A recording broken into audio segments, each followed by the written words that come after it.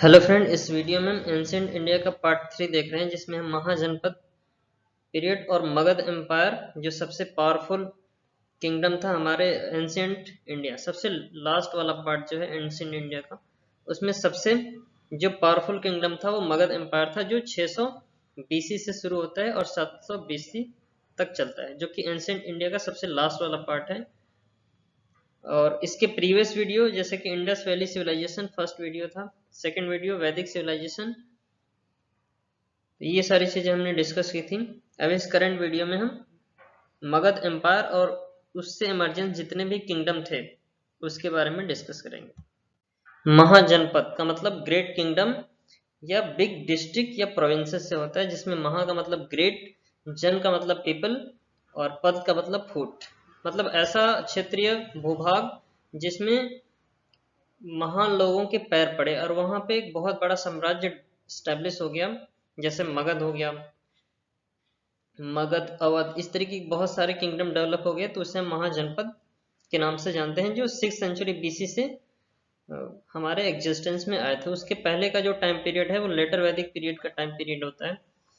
तो बौद्ध साहित्य के अंगुत्तर निकाय और जैन लिटरेचर से हमें 16 महाजनपदों के बारे में इंफॉर्मेशन मिलती है। तो 16 महाजनपदों में से 8 महाजनपद हमारे यूपी में ही के ही थे, मतलब उत्तर प्रदेश का जो प्रोविंसेस था वो बहुत बड़ा था, तो उसमें से 8 महाजनपद हमारे इसी यूपी में ही देखने को मिलते हैं। Magadha empire was the most powerful mahajanapada in Bihar near Pataliputra. तो बिहार, यूपी, ये नॉर्थ ईस्ट प्रोविंसेस हुआ करते थे पहले, जिसमें मगध एम्पायर सबसे मोस्ट पावरफुल एम्पायर था, जो अभी प्रेजेंट में बिहार पाटलिपुत्र के निकट में पड़ता है। और उसका जो क्षेत्र होता है पाटलिपुत्र और पटना का, वो मगध एम्पायर का ही एक क्षेत्र था, जो पहले एंशिएंट टाइम में मगध के नाम से जाना जाता था। फिर उसके बाद Ashmaka, the only mahajanapada which was in south India on the bank of Godavari river. South India में एकमात्र महाजनपद अस्मक था जो गोदावरी रिवर के तट पे था, which is situated between Narmada and Godavari. Godavari और नर्मदा के मध्य में था, जो गोदावरी रिवर के तट पे था। Viratnagar is now Jaipur, Rajasthan. तो 16 महाजनपदों में सबसे पहले अंग, जिसकी राजधानी चंपा थी। दूसरे नंबर पे मगध, जो सबसे पावरफुल किंगडम या महाजनपद था, जिसकी राजधानी राजगीर या गिरिव्रज। तीसरे नंबर पे काशी, जिसकी राजधानी काशी। उसके बाद वत्स, कौशाम्बी, कोसला, श्रावस्ती। ठीक उसके बाद सौरसेना, मथुरा, पांचाल, कंपिल्य, कुरु, इंद्रप्रस्थ, मत्स्य, विराटनगर, चेदी, बांदा। फिर उसके बाद अवंती, उज्जैन और गांधार, टैक्सिला, कंबोज, पुंचा, अस्मका, पैठान, परिस्थान। फिर उसके बाद वज्जी, वैशाली और लास्ट में मल्ला, जिसकी राजधानी थी कुशीनारा।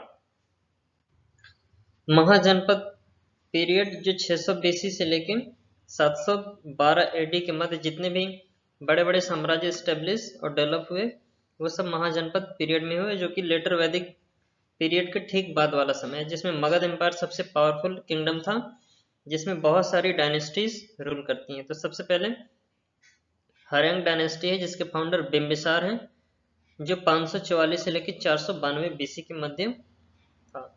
फिर उसके बाद शिशुनाग डायनेस्टी, जिसके फाउंडर शिशुनाग हैं।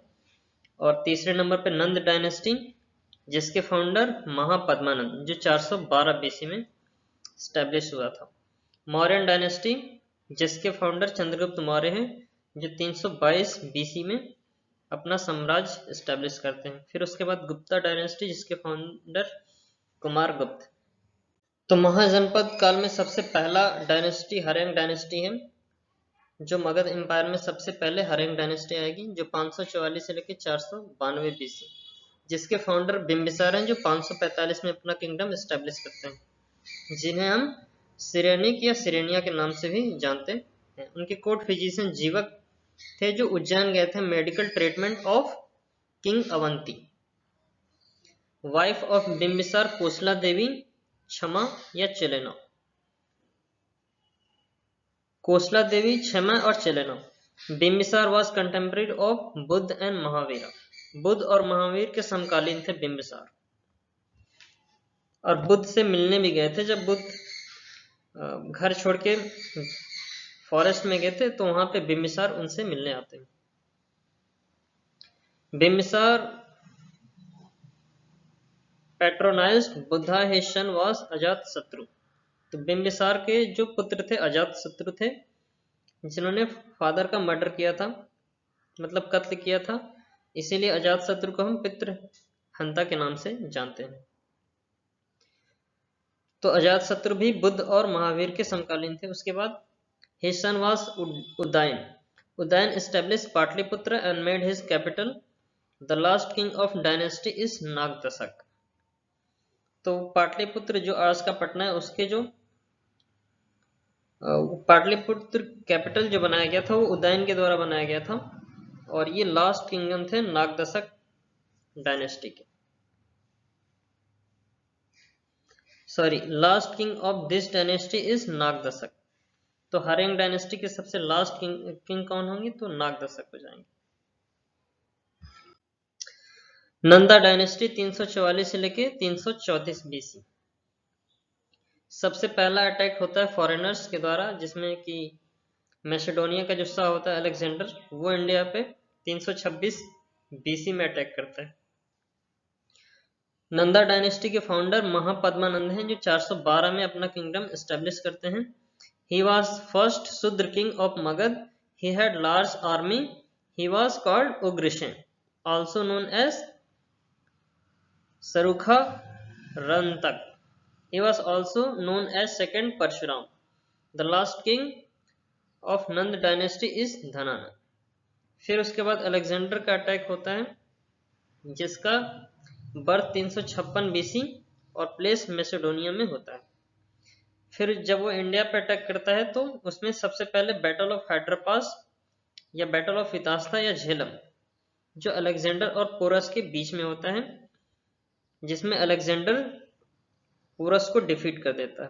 When Alexander attacked on India at the time of King Taxila was MB। जब वो इंडिया पे अटैक करता है तो उस समय टैक्सिला के जो किंग थे वो अम्बी थे। The king of Magadh was Dhanananda, और उस समय जो इंडिया में किंग थे वो धनानंद थे। Alexander died 323 BC in Babylon, Iraq and Baghdad. तो बेबीलोन में इसकी मृत्यु होती है, इराक और बगदाद 323 बीसी में। After the attack of 3 years later on India। फिर उसके बाद मौर्यन डायनेस्टी आता है। ये मगध का सबसे बड़ा किंगडम, महाजनपद काल का सबसे powerful kingdom of ancient India. Founder Chandragupta Maurya 322 से लेकर 298 बीसी। फिर इसके पुत्र बिंदुसार, जिसका रूल 298 से लेकर 273 तक होता है। और फिर उसके बाद Ashoka the great 269 two 232 BC. With the help of Chanakya Vishnugupta. Chanakya जिसे हम विष्णुगुप्त या कटुल्य के नाम से भी जानते हैं। So the Chandragupta Maurya defeated Dhanananda. तो चंद्रगुप्त मौर्य ने चाणक्य के साथ मिलके धनानंद को हराया था, जो सबसे ज्यादा क्रूर शासक था। और फिर उसके बाद मौर्यन एम्पायर का एस्टेब्लिशमेंट होता है। Chanakya was the teacher of Taxila university, जो सबसे पुरानी यूनिवर्सिटी है, उसमें सबसे पहला नाम टैक्सिला का आता है, जिसके टीचर चाणक्य थे। फिर उसके बाद अगर बिगेस्ट यूनिवर्सिटी की बात करें तो उसमें सबसे पहला नाम एंशिएंट इंडिया में नालंदा यूनिवर्सिटी का आएगा, जिसके टीचर आर्यभट्ट थे। Chanakya was also known as Machiavelli of India. India का मैकियावली हम चाणक्य को कहते हैं। फिर उसके बाद अर्थशास्त्र, जो चाणक्य के द्वारा लिखा गया था। It deals with the political thoughts, economic policy and military strategy. तो अर्थशास्त्र जो पुस्तक है जो चाणक्य के द्वारा लिखी गई थी, उसमें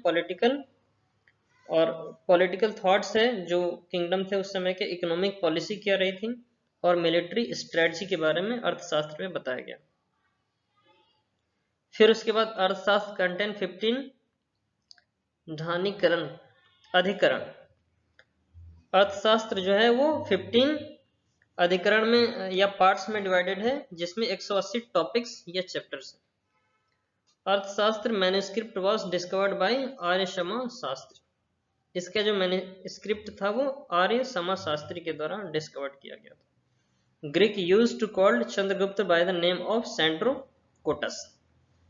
ग्रीक रूलर थे जो चंद्रगुप्त को सेंड्रोकोटस के नाम से जानते थे। Chandragupta Maurya constructed Sudarshan lake in Gujarat. Sudarshan lake जो है कि एक आर्टिफिशियल लेक है, गुजरात में बनाया गया था चंद्रगुप्त मौर्य के कार्यकाल में, और चंद्रगुप्त मौर्य ने उसे बनवाया था। Greek ambassador Megasthenes came in the court of Chandragupta Maurya. Chandragupta Maurya के कोर्ट में सबसे पहला जो फॉरेनर्स था, जो स्टडी के लिए आया था बेसिकली, वो मेगास्थनीज था। 305 बीसी में चंद्रगुप्त मौर्य ने सेलिकस निकेटर को हराया था और फिर उसकी सिस्टर सेंट हेलेना से विवाह किया था। फिर चंद्रगुप्त मौर्य के टाइम पीरियड में 12 साल का सबसे बड़ी आपदा होती है जो मगध में होती है, और अपने लास्ट स्टेज ऑफ लाइफ में चंद्रगुप्त मौर्य ने जैनिज्म को अपनाया था भद्रबाहु के टाइम पीरियड में, जो कि एक दिगंबर के सबसे बड़े स्कॉलर थे।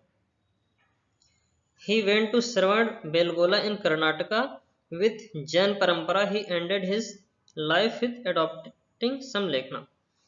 फिर उसके बाद लास्ट टाइम में वो श्रवण बेलगोला जो कि कर्नाटका में है वहां गए थे और संलेखना को अपनाते हुए प्राण त्याग दिया था, मतलब अन्न जल ग्रहण न करना, और इस तरीके से उन्होंने प्राण त्यागा था संलेखना विधि से। फिर उसके पुत्र होते हैं बिंदुसार, जो 258 से लेके 298 से लेके 273 बीसी तक का टाइम पीरियड होता है, जिसकी मदर दुधरा होती हैं, जो कि बेसिकली घनानंद की सिस्टर होती हैं। जैन लिटरेचर के according Bindusara is known as the Simbasena. A Greek literature Bindusara was known as Amitrochates और अमित्र घाट, मतलब स्लेव ऑफ एनिमीज, शत्रुओं का गुलाम। Bindusara was follower of Ajivika sect. Bindusara Ajivika sect को फॉलोअर था। During the reign of Bindusara Ashoka was the government of Taxila and Ujjain. तो बिंदुसार के time period में अशोका जो था वो गवर्नर था टैक्सिला और उज्जैन का। बिंदुसार के बाद अशोक मगध का सम्राट बनता है, जो सबसे महान सम्राट, सबसे पावरफुल किंगडम स्टैब्लिश करता है, साम्राज्य का विस्तार करता है। अशोक जिसका मतलब होता है बिना शोक के, विदाउट सोरो, जिसका टाइम पीरियड 273 से लेकर 232 बीसी तक, जिसके मदर का नाम धर्मा और शुभांगी था। ऐसा माना जाता है कि उसने गद्दी प्राप्त करने के लिए अपने 99 भाइयों का कत्ल किया था। फिर उसके बाद during the 8th year of his rain Ashoka fought the battle of Kalinga 261 BC. तो अपने कार्यकाल के 8वें वर्ष में अशोका कलिंग, जो कि आज का उड़ीसा है, कलिंगा वार लड़ता है 261 बीसी में।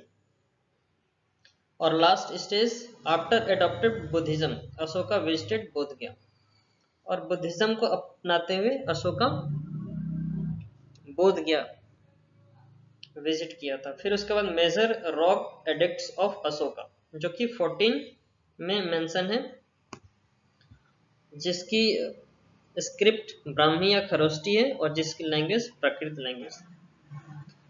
फिफ्थ इंस्क्रिप्शन में क्या मेंशन है? Appointment of धम्मात्रा। 8th इंस्क्रिप्शन में अशोका विजिटेड बोध गया ऐसा मेंशन है, और 13th इंस्क्रिप्शन में कलिंगा वार के बारे में डिस्क्रिप्शन मिलता है। Ashoka constructed Sanchi stupa bye John Marshall in MP. Ashoka founded the city of Srinagar. तो श्रीनगर सिटी के जो फाउंडर हैं वो अशोक हैं, और सांची स्तूपा का जो कंस्ट्रक्शन होता है वो अशोका के टाइम पीरियड में होता है, जो कि मध्य प्रदेश में है आज प्रेजेंट। 1837 में जेम्स प्रिंसेप एक हिस्टोरियन थे, जिन्होंने अशोका इंस्क्रिप्शन को डेसिफर्ड किया था जिसकी स्क्रिप्ट ब्राह्मी स्क्रिप्ट थी। The last king of Mauryan dynasty is Brihadratha. तो मौर्य डायनेस्टी का सबसे लास्ट रूलर बृहद्रथ होता है, बृहद्रथ।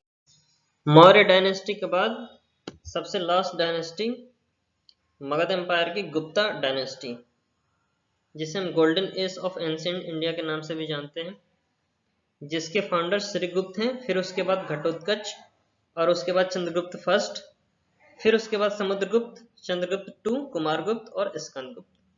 तो सबसे पहले चंद्रगुप्त फर्स्ट की बात करते हैं, जो 319 से लेकर 334 बीसी का time period. Chandragupta first was the most powerful king, he adopted the title of Maharajadhiraja. तो ऐसा किंग जिसने टाइटल अडॉप्ट की थी महाराजा धीराज की, वो चंद्रगुप्त फर्स्ट थे। He married to Lichchhavi princess Kumara Devi. He considered the real founder of Gupta dynasty, और जिसका सिंबल था गरुड़ और eagle. He was the first Gupta king who performed Ashwamedha Yagya. तो एग्जाम पॉइंट ऑफ व्यू से मोस्ट इंपॉर्टेंट क्वेश्चन है कि ऐसा कौन सा राजा था जिसके टाइम पीरियड में अश्वमेघ यज्ञ किया गया था। तो चंद्रगुप्त फर्स्ट हो जाएगा। He issued golden coin called दिनार। तो सोने का सिक्का जारी किया जिसे हम दिनार के नाम से जानते हैं, जो कि किंग क्वीन टाइप सिक्का था, जिसपे वीणा प्लेइंग करते हुए ऐसा डिपिक्ट किया गया था। हालांकि ये समुद्रगुप्त का पॉइंट है, यहाँ पे आ गया। और समुद्रगुप्त को BA Smith Napoleon of India के नाम से कहा था। इसके ठीक बाद समुद्रगुप्त का टाइम पीरियड जिसमें ये वाला लास्ट वाला पॉइंट मेंशन है। समुद्रगुप्त के बाद चंद्रगुप्त टू का टाइम पीरियड आता है, जो 375 से लेकर 415 तक होता है। चंद्रगुप्त टू, जिसे हम देवराज या देवगुप्ता भी कहते हैं, आयरन पिलर बनवाया था दिल्ली के मेहरौली में। He defeated Sakash Singh Rudra Sinha III and adopted the title of Shakari. He also issued silver coin called Rupaka. Chandragupta two ने सिल्वर कॉइन इशू किया था, जिसे हम रूपक के नाम से जानते हैं। He also took the title of Vikramaditya. तो चंद्रगुप्त टू को ही विक्रमादित्य के नाम से भी जाना जाता है। पहला चाइनीज ट्रेवलर आया था फायान चंद्रगुप्त टू के टाइम पीरियड में। He was the follower of Vaishnav religion. He adopted the title of Param Bhagwat. और चंद्रगुप्त टू के टाइम पीरियड में 9 जेम्स थे, जिसमें सबसे पहला Kalidas the great poet, also called the Shakespeare of India. दूसरे नंबर पे वारामिहिर हैं, ग्रेट मैथमेटिशियन और एस्ट्रोनॉमर थे। तीसरे नंबर पे धन्वंतरी, अ कोर्ट फिजिशियन। फिर उसके बाद सैपनक, वरारुचि, विताल भट्ट, हरिशना, अमर सिन्हा और शंकास। समुद्रगुप्त के ठीक बाद कुमारगुप्त के टाइम पीरियड आता है, जो 415 से लेकर 455 एडी तक होता है, जिन्होंने महेंद्र द्वितीय का टाइटल अडॉप्ट किया था। और फिर उसके बाद नालंदा यूनिवर्सिटी, जो कि बिहार में है, इसके फाउंडर कुमारगुप्त हैं, जो कि कुमारगुप्त महायान बुद्धिज्म के महायान से रिलेटेड, एक हीनयान है एक महायान है, तो महायान से कुमारगुप्त बुद्धिज्म से रिलेटेड है। फिर उसके बाद स्कंदगुप्त, जिसका टाइम पीरियड 455 से लेकर 357 457 होगा, यहाँ पे 80 तक होता है। He adopted the title of Vikramaditya during, तो हुड़ास के इन्वेजन के, हुड़ा के अटैक के समय स्कंदगुप्त ने क्रमादित्य की उपाधि धारण की थी। The last Gupta king Vishnugupta थे। गुप्ता पीरियड को हम गोल्डन एरा के नाम से जानते हैं, क्योंकि सबसे ज्यादा जो मैथमेटिशियन, साइंटिस्ट या ग्रेट रिसर्चर हुए, वो सब समुद्रगुप्त के टाइम पीरियड में हुए थे, स्कंदगुप्त के टाइम पीरियड। इसीलिए गुप्त पीरियड का गोल्डन एरा कहा जाता है। The temple construction started and Mahabharata and Ramayana was finally compiled during Gupta period. Temple का कंस्ट्रक्शन स्टार्ट होना शुरू हो गया था, और महाभारत और रामायण जैसे बड़े महा एपिक्स ये हमारे गुप्त पीरियड में कंपाइल्ड हुए थे। इनिशियल में महाभारत वाज नोन एज जय संहिता। तो प्रारंभ में महाभारत को जय संहिता के नाम से जाना जाता था, जिसमें 18 पर्व हैं, जिसमें 6 पर्वों को भीष्म के नाम से जाना जाता है। So this is all about in this video. Thanks for watching. Thank you so much.